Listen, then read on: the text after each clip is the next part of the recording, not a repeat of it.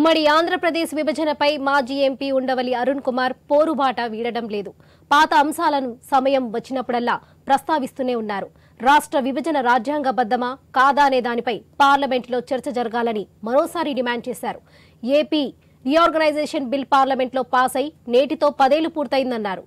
చట్టంలో ప్రస్తావించిన హామీలేవి ఇంతవరకు అమలు కాలేదని, వాటిని పట్టించుకునేవారే కరువయ్యారని విమర్శించారు ఉండవల్లి. చూసుకుంటే డిసప్పాయింట్మెంట్ తప్ప ఏమీ లేదు. వెంటనే అడ్వాన్స్ డేట్ తీసుకోండి. మీరు ఎలక్షన్కి వెళ్ళే లోపులోనే అడ్వాన్స్ డేట్ ఒక సీనియర్ వచ్చి అడిగితే వెంటనే ఏపీ రీఆర్గనైజేషన్ ఇంప్లిమెంట్ చేయాలి, 100% ఇంప్లిమెంట్ చేయాలి అని కోర్టు చేత చెప్పించండి. ఎఫిడేవిట్ బాగా వేశారు. ఎఫిడేవిట్లో అన్ని డివిజనే కూడా అడిగారు.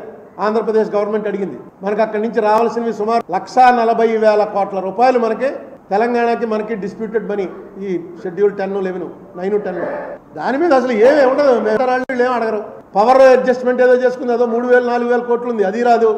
ఏంటి మనకి ఎక్కడ ఇటు తెలంగాణ గవర్నమెంట్ తోటి బలహీనతే, కేంద్ర ప్రభుత్వంతో బలహీనతే, అందరితోటి మనకి ఎందుకు?